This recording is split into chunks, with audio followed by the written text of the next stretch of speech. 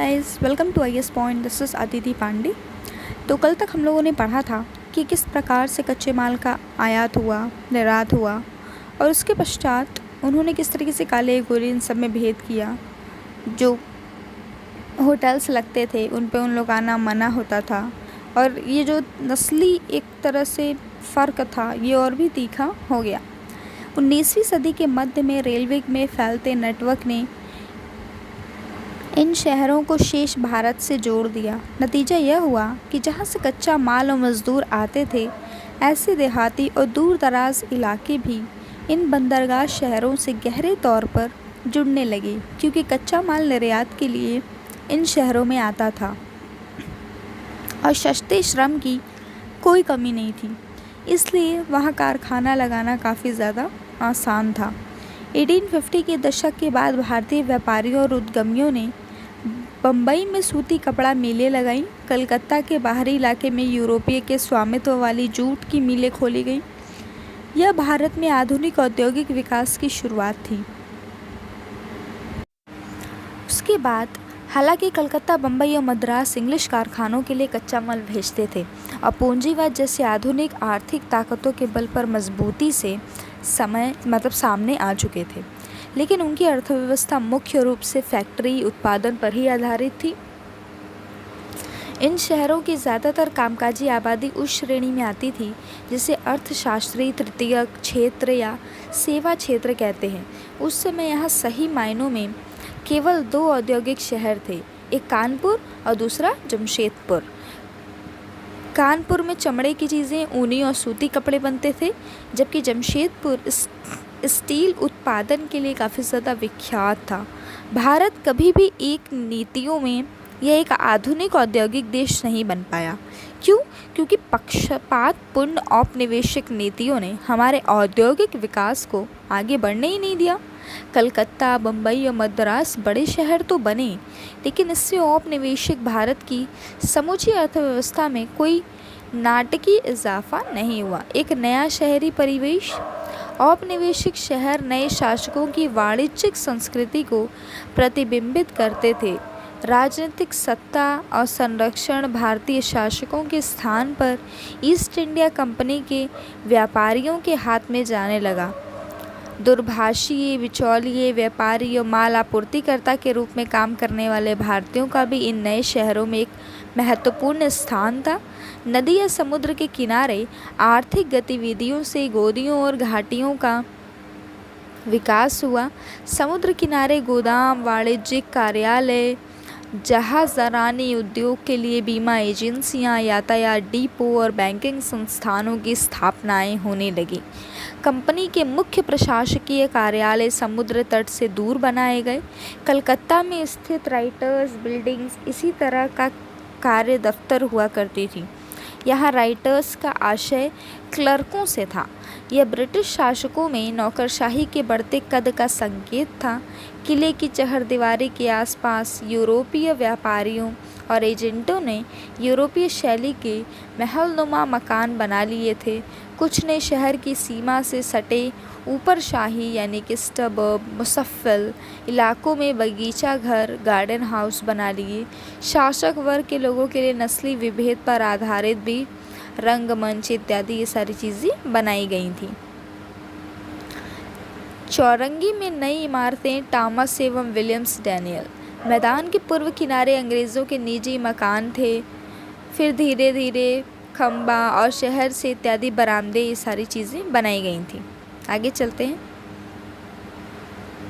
भारतीय कस्बों की घनी और बेतरतीब बसावट के विपरीत व्यवस्थित शहरी ज़मीन का एक नमूना भी थी। अंग्रेज़ों की नज़र में काले इलाके न केवल अराजकता और हो हल्ले का केंद्र थे, वे गंदगी और बीमारी का स्रोत भी थे। काफ़ी समय तक अंग्रेज़ों की दिलचस्पी गोरों की आबादी में सफाई और स्वच्छता बनाए रखने तक ही सीमित रही।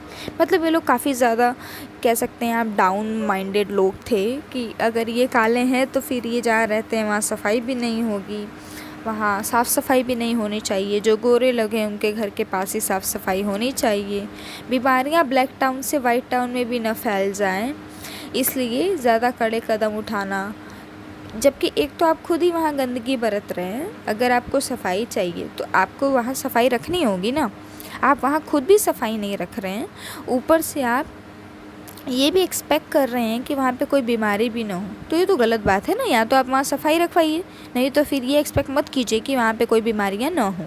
पहला हिल स्टेशन, छावनियों की तरह हिल स्टेशन भी औपनिवेशिक शहरी विकास का एक खास पहलू थी।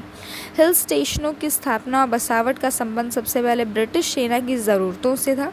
शिमला की स्थापना गोरखा युद्ध के दौरान की गई। अंग्रेज़ मराठा युद्ध के कारण अंग्रेज़ों की दिलचस्पी माउंट आबू में बनी, जबकि दार्जिलिंग को 1835 में सिक्किम के राजाओं ने छीना। ये हिल स्टेशन फौजियों के ठहरने, सरहद की चौकसी और दुश्मनों के खिलाफ हमला बोलने के लिए एक महत्वपूर्ण स्थान था। भारतीय पहाड़ों की मृदु और ठंडी जलवायु को फ़ायदे की चीज़ माना जाता था, ख़ास तौर पे इसलिए कि अंग्रेज गर्म मौसम को बीमारियां पैदा करने वाला मानते थे, तो उन्हें गर्मियों के कारण हैजा, मलेरिया, इन सब की आशंका के कारण उन्हें ये पसंद नहीं था और वे अपने फौजियों को इन सारी बीमारियों से दूर रखने की पूरी कोशिश करते थे। सेना की भारी भरकम मौजूदगी के कारण ये स्थान पहाड़ियों में से एक नई तरह की छावनी, इन हिल स्टेशनों को सैनिटोरियम के रूप में भी विकसित किया गया। सिपाहियों को यहाँ विश्राम और इलाज के लिए भेजा जाता है, क्योंकि हिल स्टेशनों की जलवायु यूरोप की ठंडी जलवायु से मिलती है, इसलिए नए शासकों को वहाँ की आबो हवा काफ़ी लुभाती थी। वायसराय अपने पूरे अमले के हर साल गर्मियों में हिल स्टेशनों पर ही डेरा डाल दिया करते थे। अभी भी हिल स्टेशंस काफ़ी फेमस हैं। अगर गर्मी आए एंड अगर एक मिडिल क्लास पर्सन है, मिडिल क्लास से थोड़ा सा ऊपर, अगर वो मैनेज कर सकता है तो वो इन्हीं सब जगह जाना पसंद करता है, क्योंकि हमें ठंडी अच्छा लगता है, हमें गर्मी उतनी पसंद नहीं होती। अच्छा, आपको कौन सा मौसम पसंद है तो आप कमेंट सेक्शन में ज़रूर बताइएगा। वैसे मुझे तो ठंडी अच्छी लगती है, क्योंकि ना आप उसमें आराम से फिर पढ़ रहे हैं बैठ के, कोई टेंशन नहीं होती। मुझे गर्मी नहीं पसंद है। लाइट चली जाए तो फिर दिक्कत होती है कि फिर पढ़ नहीं सकते क्योंकि लाइट नहीं है। ठंडी में लाइट जाए तो कोई नहीं, आप टॉर्च जला के पढ़ लो, ये टेंशन नहीं है कि फ़ैन भी ऑन करना है। नई शहरों में सामाजिक जीवन, साधारण भारतीय आबादी के लिए नए शहर दांतों तले उंगलियां दबा लेने का अनुभव थे, जहां ज़िंदगी हमेशा दौड़ती भागती सी दिखाई देती। अब जहां पहले के भारतीय गांव में आराम से रहते थे, ठीक है, हम उस टाइम काफ़ी ज़्यादा काम करते थे, जल्दी उठ जाना, खेतों में जल्दी चले जाना, सारे कार्य कर लेना, लेकिन एक स्टेबिलिटी थी। और शहर में क्या है, दिन रात भाग दौड़ है। एक तो क्या होता है शहर में, सुबह आप उठे 4 बजे उठे, घर का काम किया, 7 बजे उठे, चले गए, बच्चों को नहलाया, बच्चों को स्कूल छोड़ा, खुद काम पे चले गए, काम से 12 बजे तक आए, बच्चों को खाना खिलाया, बच्चों को पानी पिलाया, खुद के लिए थोड़ा खाना वाना खाया, तब तक देख रहे हैं 3 बज गया, फिर चाय वाय बनाए, उसके बाद फिर शाम हो गई, फिर जल्दी से हमने घर के कुछ साफ़ सफाइयाँ की, जैसे शाम को तो झाड़ू मारना ही पड़ता है, सारे लोग अपने घर में लगाते होंगे, तो वो सारा किया, फिर शाम की खाने की तैयारियों में लग गए, उससे पहले कुछ सामान लेने चले गए, घर का सारा सामान वामान लेकर आए, सब्जियां वगैरह लेकर आए, वो सब बनाए, खाए और सो गए। यही एक रूटीन शहर में बहुत से ऐसे घर हैं जो कह सकते हैं आपके 10 सालों से फॉलो कर रहे हैं। इट्स नॉट अबाउट 1 मंथ, ये 10 सालों की बात है। और एक भी दिन ऐसा नहीं होता कि ऐसी रूटीन्स फॉलो ना हो, इवन इन लॉकडाउन में भी।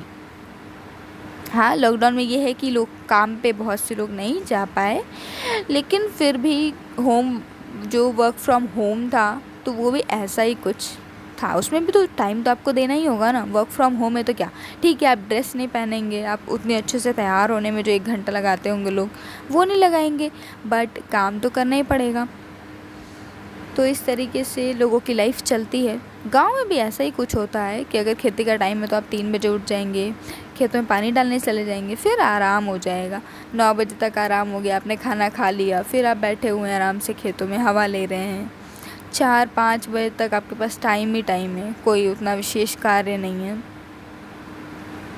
तो अचानक से जब अगर आप गांव के किसी जो बचपन से गांव में रहा उससे अचानक से शहर में ला देंगे कि रिस्ट्रिक्टेड है सारी चीज़ें, पानी इतने टाइम टू टाइम आता है, तुम्हें इतने टाइम टू टाइम पानी भर लेना है, तो उससे थोड़ी सी दिक्कत तो होगी ना।